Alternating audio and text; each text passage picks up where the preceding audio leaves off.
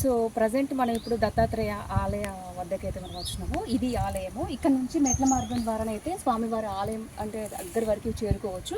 అంతేకాకుండా వెహికల్స్లో వచ్చే వాళ్ళైతే ఇక్కడ నుంచి మళ్ళీ స్ట్రేట్గా అక్కడ నుంచి వెళ్తే మనం లోపలికి వెళ్ళొచ్చు. వెహికల్ అంత దూరం కూడా మనం వెళ్తుంటుంది. అంటే కార్లో అయినా రావచ్చు, బండ్ల మీద కూడా రావచ్చు. కానీ మెట్ల మార్గం ద్వారా వెళ్ళాలి అంటే ఇక్కడ నుంచి స్వామివారి ఆలయం వద్దకైతే చేరుకోవచ్చు.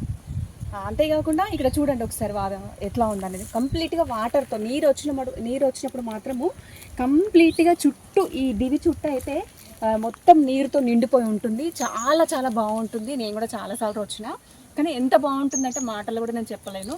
కానీ ఇప్పుడు మాత్రం చాలా పీస్ఫుల్గా ఉంది. నీరుతో అయితే నిండినప్పుడు ఇంకా అద్భుతంగా ఉంటుంది.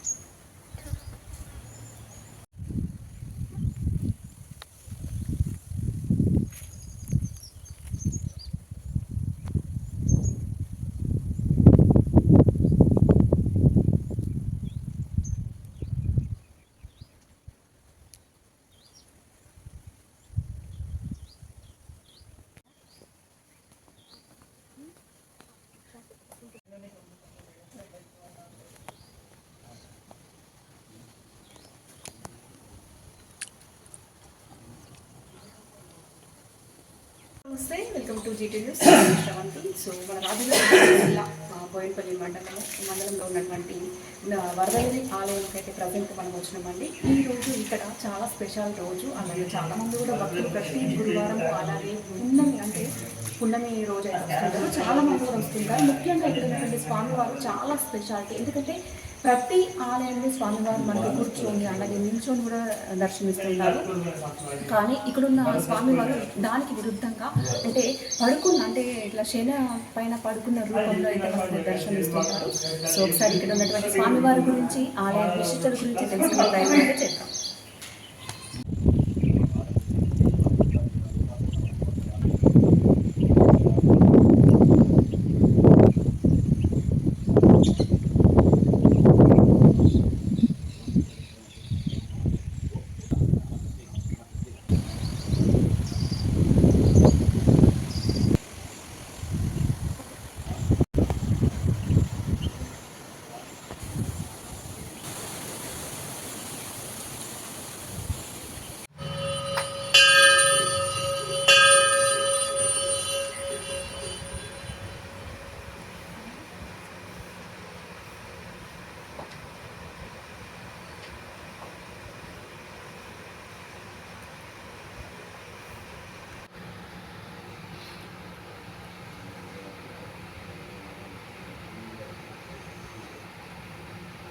మనతో పాటు వరదవెల్లి దత్తాత్రేయ స్వామి ఆలయ ప్రధాన అర్చకులు గారు ఉన్నారు. ఒకసారి అంటే ఈ ఆలయం గురించి ఆలయ విశిష్టత గురించి కూడా స్వామి వారిని పంతులు గారిని అడిగి తెలుసుకునే ప్రయత్నం అయితే చేద్దాం.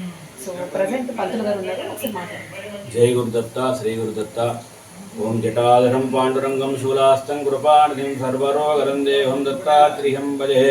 నమస్తే భగవాన్ దేవ దత్తాత్రేయ జగత్ప్రభో సర్వబాధ సర్వరోగ ప్రశమనం కురుశాంతిం ప్రేష్ట మే.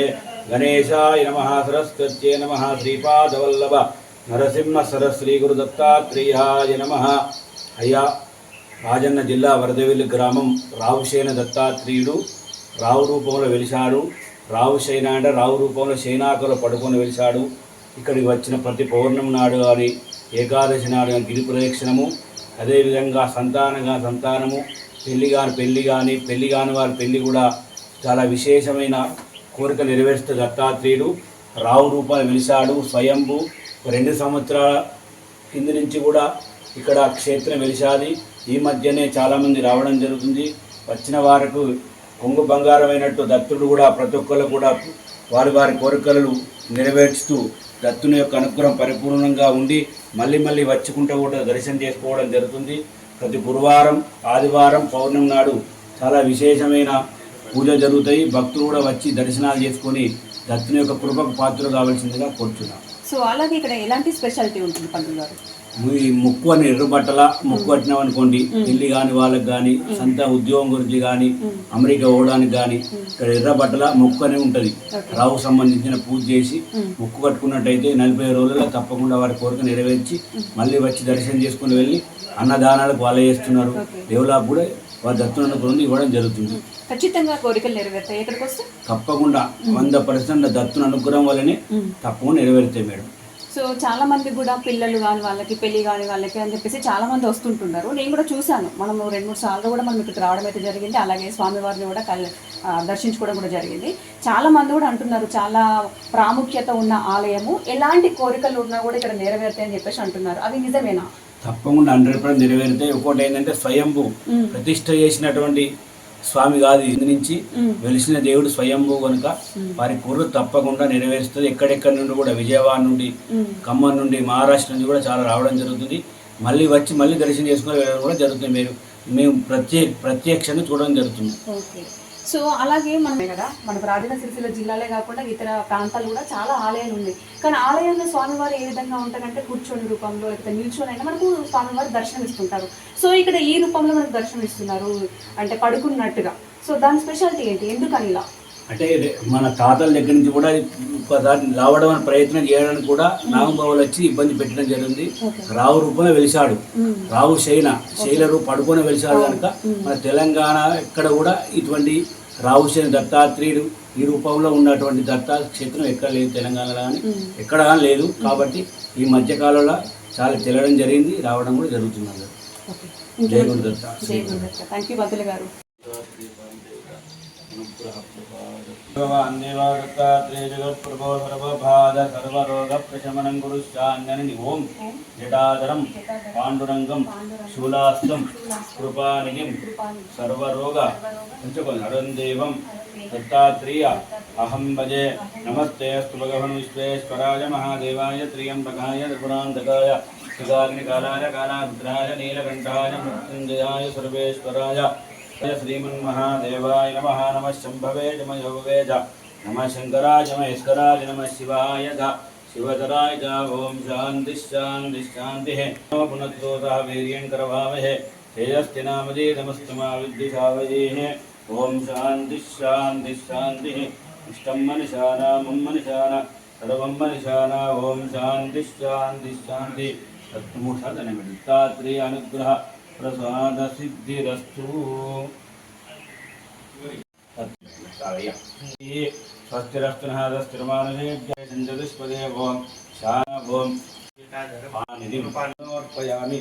ఓం చంద్రాభాం లక్ష్మీనాం వీర్యాభాం శ్రీమేశ్వరి చంద్రసూర్యాగ్నిర్వాభా శ్రీ మహాలక్ష్మీ రూపాస్మదే. అవధూతాయ విద్మజే హత్రిపుత్రాయ ధీమహే తన్నో దత్తాత్రేయ ప్రచోదయాత్. దత్తాత్రేయ భగవానికి జై.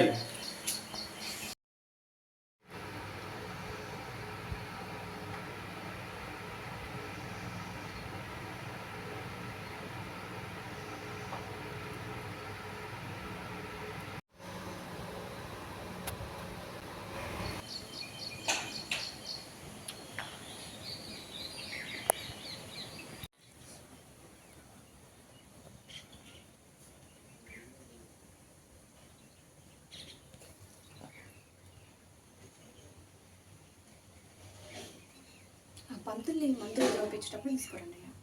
శుభదినం, శుభవార, శుభ నక్షత్ర, శుభయోగ, శుభకరణ, కలియుగ ప్రత్యక్ష దైవం దత్త సన్నిధానం వెంకటేశ్వర సమీపమున మహా పుష్పార్చనం సకుటుంబ సపరివార.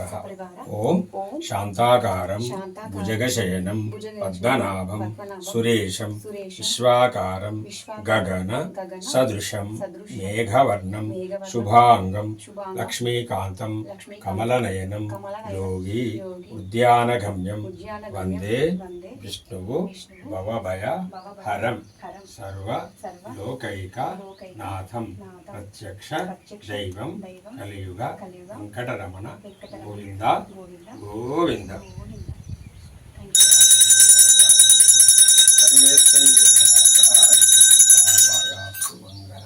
అఖండ జ్యోతి పరమాత్మ దీపం సందర్శయ. శరణాగతి అనుకోండి. షన్నో మిత్రశం వరుణ షన్నో భవత్వరేవం షన్నో ఇంద్రో బృహస్పతి బ్రహ్మపాదే నమస్త్వనంతాయ సహస్రమూర్తి సహస్రపాదాక్షి శిరోరుబాహవి. గోవింద గోవింద గోవింద. సో వరదవెల్లి ఆలయంలో అలాగే వెంకటేశ్వర స్వామి ఆలయం కూడా ఉంటుంది. ఇది కూడా సనాతన. ఓకే. సో పంతులు గారితో కూడా మనం మాట్లాడదాం. ఒకసారి పంతులు గారు మీరు సో వరదవేరి ఆలయం గురించి అలాగే ఇక్కడ ఉన్నటువంటి వెంకటేశ్వర స్వామి వారి గురించి కూడా ఒకసారి మనం పంతులు గారితో మాట్లాడదాం. నమస్తే పంతులు గారు. సో ఇక్కడ ఉన్నటువంటి వెంకటేశ్వర స్వామి మహిమలు ఏ విధంగా ఉంటాయి? మహిమలు అంటే కలియుగానికి మనకు ప్రత్యక్ష దైవం వెంకటేశ్వర స్వామి. మనం టీవీలో కానీ ఎక్కడ కానీ వింటాం. మనం ఆంధ్రప్రదేశ్ కానీ ఇప్పుడు తెలంగాణ అయినది. అంతకుముందు కూడా మన యొక్క ఈ విశేషం ఏంటంటే కలియుగానికి వెంకటేశ్వర స్వామి. అందు విషయం లోపల ఈ దత్తాత్రేయ స్వామి ఆలయం చాలా ప్రతిష్టమైనటువంటి సనాతనమూర్తి. ఆయన రాహుశయనగా వెలిచినటువంటి స్వామి, ప్రతిష్ట చేసినటువంటి స్వామి గారు. ఆయన సన్నిధానంలో ఈ వెంకటేశ్వర స్వామి కలియుగానికి ఉన్నాడు కనుక ఈ స్వామి కూడా అలాంటి ప్రతిష్ట చేయనటువంటి స్వామి, స్వయంభు స్వాములు. స్వయంభు వెలిసినవి. అంటే మన యొక్క ప్రత్యేకమైనది ఏంటంటే కలియుగానికి వెంకటేశ్వర స్వామి. రాహుశయన దత్తాత్రేయ ప్రతి వారికి ఏదో గ్రహం చేత బాధపడుతుంటారు, ఏదో కోరికలు ఉంటాయి కనుక ఆ రాహుగ్రహ అనుగ్రహం చేత ఆ దత్తాత్రేయుడు పూర్వకాలంలో మునీశ్వరుడు చెప్పినటువంటి వాక్ ప్రకారంగా వచ్చిన భక్తులకు వాళ్ళ పూర్వ జన్మ సుకృతములు ఏది లభించనో అది మనస్ఫూర్తిగా చేసినట్టయితే తప్పనిసరిగా స్వామి యొక్క ఆ పూర్ణ ఫలం కట్టుకునడం వలన, కొబ్బరికాయ ఇవ్వటం వలన, స్వామి దర్శనం వలన వాళ్ళకు భక్తులకు వచ్చినటువంటి వారికి కూడా చాలా ఆనందం అనిపించి మళ్ళీ మళ్ళీ ఇలాంటి దర్శనం చేసుకోవాలనే భావన చేత భక్తులకు ఒకరికొకరు చెప్పుకుంటాం వలన చాలా ఇంప్రూవ్ జరుగుతుంది. ఒకప్పుడు చిన్నగా ఉండే భక్తుల చేతి చాలా పెరిగిపోయింది. విశేషం వెంకటేశ్వర. థ్యాంక్ యూ పంతులు గారు. విజయవస్తు విజయ.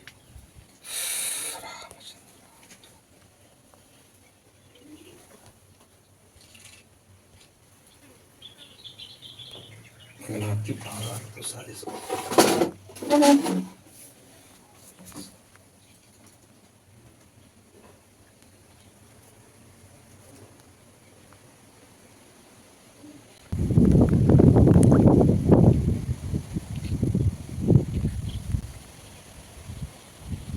దత్తాత్రేయ ఆలయ ప్రాంగణంలో ఉన్నాము.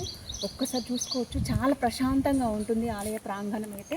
సో ప్రతి గురువారం కూడా చాలామంది భక్తులు కూడా స్వామివారిని దర్శించుకోవడానికి వస్తుంటారు. అలాగే పున్నమి రోజున కూడా చాలామంది కూడా భక్తులు వచ్చి స్వామివారిని దర్శించుకొని ఇక్కడ అంటే అన్నదాన కార్యక్రమం కూడా నిర్వహిస్తున్నారు. సో స్వామివారిని దర్శించుకొని అలాగే అన్నదాన కార్యక్రమంలో కూడా చాలామంది కూడా భక్తులు అయితే పాల్గొంటారు. అంతేకాకుండా చుట్టుపక్కల నుంచి కూడా చాలామంది కూడా భక్తులు అయితే వస్తుంటారు. ఎందుకంటే ఇక్కడ స్వామివారు నిజంగా అంటే స్వయంభుగా వెలిసిన స్వామివారు, స్వయంభుగానే అలాగే ఇక్కడ ఉన్నటువంటి వరదవెల్లిలో ఉన్నటువంటి దత్తాత్రేయ స్వామివారే కాకుండా ఇక్కడ పక్కన ఉన్నటువంటి వెంకటేశ్వర స్వామివారు కూడా స్వయంభుగా వెలిసారు కాబట్టి చాలా ప్రాముఖ్యత ఉన్న ఆలయము. అంతేకాకుండా ఇది ఒక స్పెషాలిటీ ఉంది. ఏంటి అంటే మనకి చుట్టూ కొద్దిపాక బ్రిడ్జి ఉంటుంది. ఆ బ్రిడ్జ్లో మొత్తం వాటర్ అంటే వర్షాకాలం వచ్చిందంటే కంప్లీట్గా నీరుతో నిండిపోయి ఉంటుంది. కానీ వరదవెల్లి ఆలయం చుట్టూ కూడా నీరే ఉంటుంది. ఎందుకంటే ఆ కొద్దిపాక అంటే డ్యామ్ లోపల అయితే ఒక గుట్ట అంటే ఇతను ఏమంటారనయ్యా. సో ఈ ఆలయం అంటే ఎట్లా అంటే నీటిలో ఉండడం వల్ల ఒక దీవిలాగా అంటే ఒక ద్వీపంలాగా ఉంటుంది. ఆ ద్వీపం పైన అయితే అంటే ద్వీపంలాగా ఉంటుంది కాబట్టి చుట్టూ మొత్తం కంప్లీట్గా పచ్చని చెట్లతో ఈ ఆలయం అయితే మనకు చూడముచ్చటగా కనిపిస్తూ ఉంటుంది. ఎందుకంటే ఒకసారి వర్షాకాలంలో వచ్చినప్పుడు ఇది నిండిపోయినప్పుడు చూస్తే మాత్రం చాలా అద్భుతంగా చెప్పచ్చు.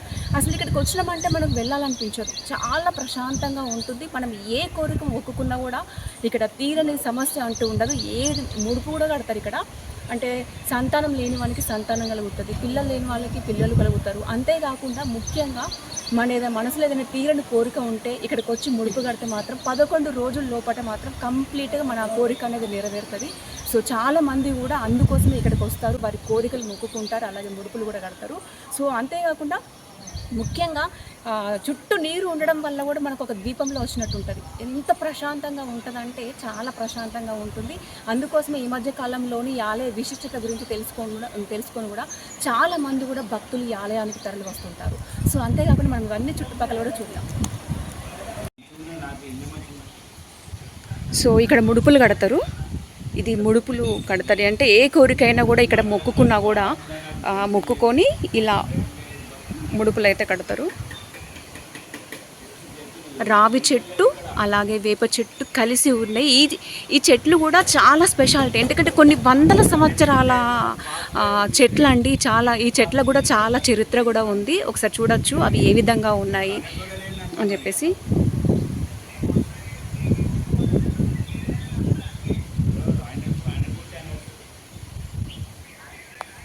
సో ఆలయ ప్రాంగణం ప్రజెంట్ ఇప్పుడున్న ఆలయ ప్రాంగణం చాలా ప్రశాంతంగా ఉంటుంది. ఆలయ ప్రాంగణం కూడా ప్రతి గురువారం కూడా చాలామంది భక్తులు కూడా ఇక్కడికి వచ్చి స్వామివారిని దర్శించుకొని వారి కోరికలు మొక్కుకొని ముడుపు కట్టి అన్నదాన కార్యక్రమంలో పాల్గొంటారు.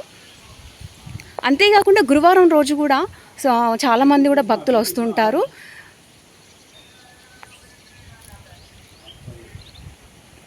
ఇందాక నేను చెప్పినట్టు కుదురుపాక మిడ్మానేరు మధ్యలో అయితే ఇది ఒక ద్వీపంలా కనిపిస్తుంటుంది ఈ ఆలయము. చుట్టూ మొత్తం కంప్లీట్గా చెట్లతో నిండిపోయింది. చూడండి ఎంత అద్భుతంగా ఉందో.